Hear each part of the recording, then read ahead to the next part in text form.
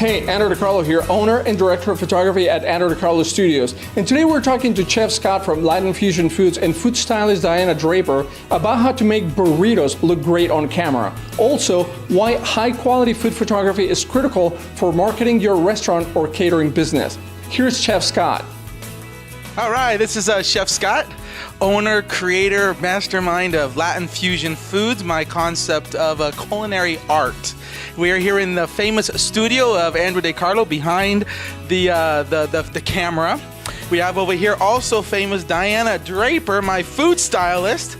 Today is an exciting day for Mi Comida, Latin Fusion Foods. Let today be in all history. We are finally going to be introducing Chef Scott's famous lunch burritos. So we got a nice shoot today. We're going to be shooting about 9 burritos today.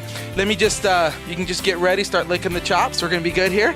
We got ourselves a, first of all, right now we're actually working on, you know those veggie lovers. You know, they're always coming to me, where's your veggie? I need a veggie. Then you got the carnivores that obviously hate veggies, but I got to make the veggie people happy. So what we have here is what I call my sweet and savory verdura. Verdura is Spanish for vegetable. What we do is we are pairing together sweet potatoes, plantains, red onions, pasilla or a poblano green chili, along with oregano, cumin. And what I do when I actually cook this is we slow roasted it in olive oil. Perfect combination of your sweet and savory.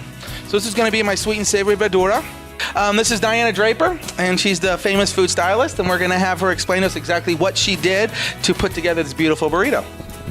Well, actually, the best thing to do is to try to cook things to a certain level so that they're not overcooked, so that it still looks very appetizing, like you want to take a bite.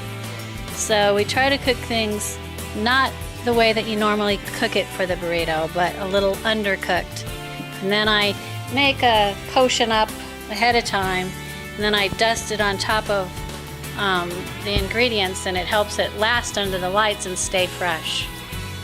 So it's not a burrito you want to eat, but it's one that you want to eat, if you know what I'm trying to say. All right, so we will be back as we shoot more burritos. Back to you, Andrew DeCarlo. Now I want to answer a couple of questions I get asked all the time. Why do we do so much work when taking pictures of food, and why does it often look so different than what you actually get when you go to our restaurant? The answer is very simple. More than a photographer, I'm a marketing professional, and I'm not interested in telling people what food actually looks like. What I want is people to know what that food will actually taste like. By arranging the ingredients in a certain way and using proper lighting, we can make people feel hungry in an instant. In this test photo of an egg burrito, for example, you can see it doesn't look very good. That's what the burrito actually looks like without being dressed up or lit properly. So by applying different food styling and photography techniques, we're going to tell people what this burrito actually tastes like, what they're going to experience when they have one. That is marketing. Here's Chef Scott to tell us more about how great food photography helps his business.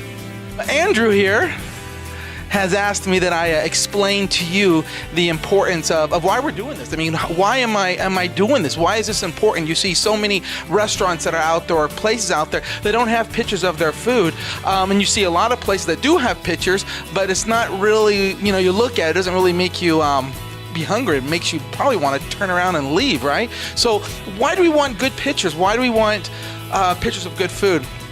Well, to answer that, I think, first of all, we eat with our eyes first. And when something is very visually, it makes us want to take a bite of that. And so we eat with our eyes first. And I think that's been proved over and over again with my business. I have a really nice menu that lists pictures of all my burritos. And many times when I'm out selling a burrito, I'll ask someone if they want a burrito. And they'll say, oh, no, thanks, I'm not really hungry. And I'll ask them, well, can I give you a menu? And they say, sure. And I hand them a menu. They look at the menu. And they say, hey, wait a second. And then I'll go into my big spiel about how delicious, and I'll be descriptive, and they'll say, you know what? Give me that burrito, that looks good. Again, it's because their eyes saw the picture and it awakened the senses in them and it made them hungry. And so it's very important to have good quality pictures of food, not just pictures of food, but you want good quality pictures that make the food look absolutely delicious. Now, sometimes it's not exactly how I cook it. Sometimes it's not exactly how I would form it in the burrito. But what's important is we're seeing it and we're visually getting hungry, and therefore we're wanting to awaken those senses. And so that's why we have a food stylist, to make the burrito look as pretty and as appetizing as possible.